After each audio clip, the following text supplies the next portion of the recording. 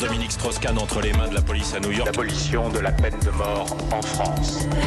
Je vous résume le triptyque actuel de l'après-campagne présidentielle: pouvoir d'achat, immigration et nucléaire. Europe 1 vous révélait lundi qu'Emmanuel Macron souhaite la construction à terme de mini-centrales. Bonjour Pauline Jacot. Bonjour à tous. Le nucléaire, c'est le thème que vous avez choisi pour nous faire remonter le passé à travers les archives d'Europe 1.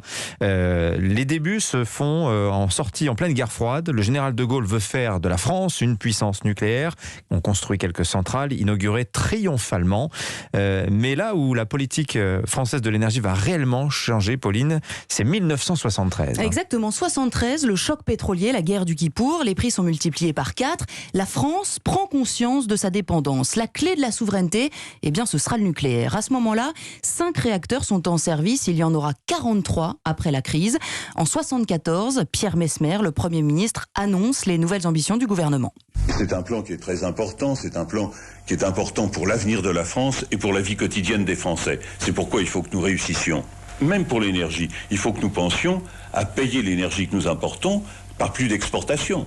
La tête de pont de ce programme s'appelle Superphénix. C'est un surgénérateur, à l'époque le plus puissant du monde. Les travaux commencent en Isère en 1976 et concentrent tout de suite les oppositions. Et c'est le début, Pauline, de plusieurs décennies de manifestations antinucléaires. Oui, des cortèges d'agriculteurs, d'écologistes, de militants qui s'allongent de plus en plus. 60 000 manifestants protestent contre Superphénix en juillet 77. C'est l'un des plus grands rassemblements anti-nucléaires de l'histoire. Alexandre Franti était sur place. Eh bien, il y a maintenant plus d'une heure et demie que les affrontements extrêmement violents opposent les manifestants et les forces de l'ordre autour du petit village de Faverges, à environ 1,5 km du site de Crémalville.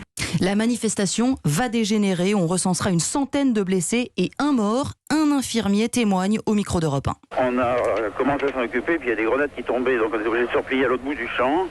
Et quand on a réussi à le perfuser, à commencer à le ventiler efficacement, bon, il avait déjà des signes de mort clinique.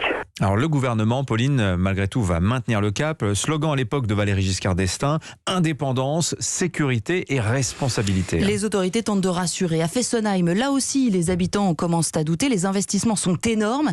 Alors Gabriel Gilly, préfet du Haut-Rhin, prend la parole. En cas d'incident, il ne se passerait pas grand-chose. En ce sens qu'un incident de fonctionnement de la centrale n'entraînerait pas dans l'immédiate de danger instantané pour les populations. Alors évidemment, ce discours sera quelque peu mis à mal par la catastrophe de Tchernobyl en 86. Le nucléaire en France sera souvent décrié, jamais abandonné. Aujourd'hui, avec plus d'une 50aine de réacteurs, la France est la 3e puissance après les États-Unis et la Chine. Voilà, le nucléaire, toujours une raison d'État depuis le lancement des grands programmes. Aujourd'hui, ça bouge un petit peu. On voit qu'il retrouve la cote, le nucléaire, actuellement. Merci Pauline Jacot.